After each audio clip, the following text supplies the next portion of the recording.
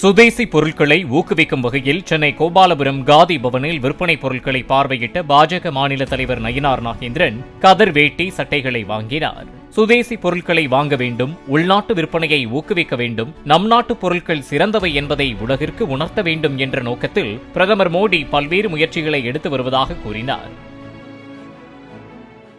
சுதேசி பொருட்களை வாங்க வேண்டும், உள்நாட்டு பொருளை வாங்க வேண்டும் என்பதற்காக நமது நாட்டில் உற்பத்தியாகிற மிக அருமையான துணி, நமது கதர் துணி, அதனுடைய விற்பனை அதிகமாக வேண்டும். அதன் மூலம் அவனுடைய தொழிலில் இருக்கின்றவர்களுக்கு வேலை வாய்ப்பு அதிகமாக கொடுக்க வேண்டும்.